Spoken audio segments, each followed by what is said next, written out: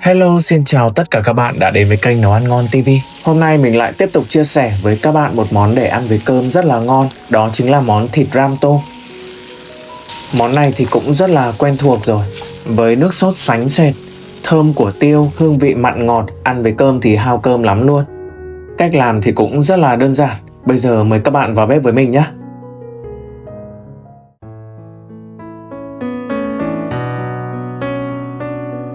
Và đây là các nguyên liệu mình chuẩn bị ngày hôm nay, bao gồm là 500g thịt ba chỉ, 500g tôm và vài củ hành tím. Đối với phần hành tím này thì mình băm nhỏ ra nhé, làm nhiều một chút cho nó thơm.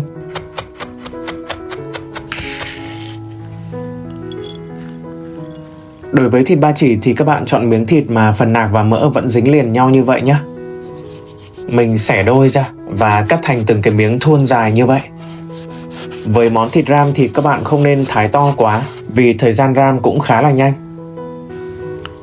Bây giờ mình sẽ ướp trước vào thịt là nửa thìa canh đường để cho thịt mềm và khi xào lên được trong mỡ.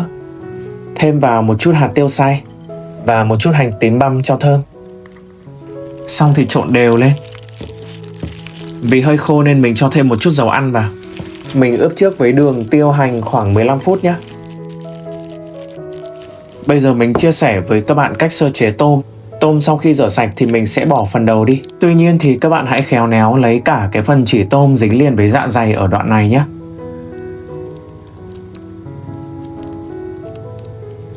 Đó, cái này chứa rất là nhiều chất bẩn. Bỏ luôn phần chân dài này đi. Tiếp theo là cắt bỏ đuôi. Còn phần chân dưới này thì mình vẫn để lại nhé. Các bạn có thể bỏ đi cũng được. Còn nếu mà khi tách phần đầu mình không rút được cái chỉ tôm ấy thì mình sẽ dùng một cái tăm nhọn để lấy ở phần lưng con tôm như thế này nhé. Đó, rất là dễ luôn. Còn đối với mình đã làm quen rồi thì mình chỉ cần một thao tác là có thể tách được cả phần đầu và chỉ tôm ra luôn. Sơ chế xong thì rửa lại một lần nữa cho sạch và để ráo nước nhé. Tiếp theo mình đi thắng nước màu để ram tôm. Mình cho vào chảo là 2 thìa canh đường. Thêm một chút nước vừa đủ để làm ướt đường và lắc nhẹ lên như vậy. Các bạn không dùng đũa nguấy để tránh bị lại đường nhé.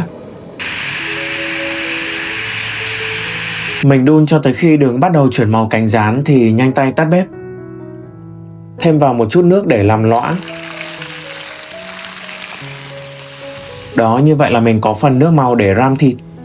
Rồi tiếp theo mình chuẩn bị một chiếc chảo lớn hơn. Thêm vào một thìa dầu ăn và đun nóng lên. Bây giờ mình trộn vào trong tôm một nhúm muối, khoảng 1/3 thìa cà phê. Sau đó mình đổ vào chảo dầu và áp chảo trên lửa lớn nhé. Làm như vậy để cho tôm được căng bóng, giòn và không bị dính vỏ. Sau đó thì mình đậy vung lại khoảng tầm 30 giây.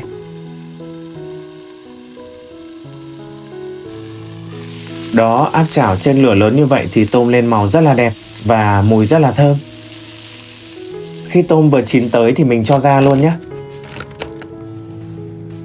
Vẫn chiếc chảo đó thêm vào một thìa dầu ăn. Phi thơm toàn bộ số hành tím băm. Chỉ phi thơm khoảng độ 10 giây thôi chứ không phi vàng nhé. Bây giờ mình cho thịt ba chỉ vào, mở lửa lớn và đảo cho thịt săn lại. Khi mà thịt đã bắt đầu cháy cạnh như vậy thì mình tạm thời tắt bếp để nêm gia vị nhé. Mình nêm vào đây là 1 thìa canh nước mắm, 1 thìa canh hạt nêm,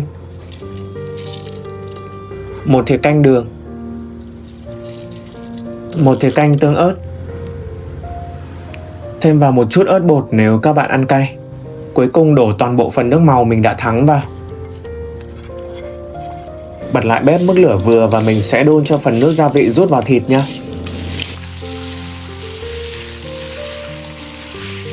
Rồi bây giờ mình mới cho tôm vào. Sở dĩ mình phải cho tôm sau cùng như vậy bởi vì tôm rất là dễ ngấm gia vị. Nếu mình đảo cùng với thịt ngay từ đầu thì tôm sẽ hút nhiều gia vị hơn và sẽ bị mặn hơn. Rồi cuối cùng thì mình thêm vào đây một chút nước nóng để ram nhé. Không cần nhiều nước đâu bởi vì mình ram rất là nhanh thôi. Và mình sẽ ram thịt trên lửa lớn để cho nước sốt sánh sệt và keo lại nha. Thi thoảng các bạn đảo lên một chút.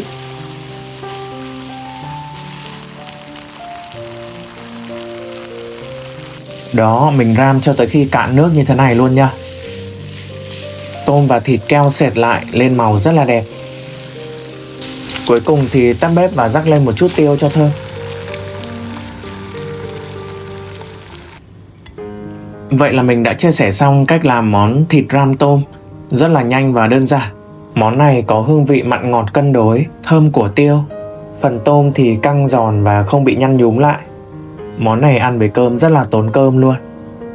Cảm ơn tất cả các bạn đã quan tâm theo dõi. Nếu thích thì hãy ủng hộ mình bằng cách like và đăng ký kênh. Tạm biệt và hẹn gặp lại các bạn ở những video tiếp theo.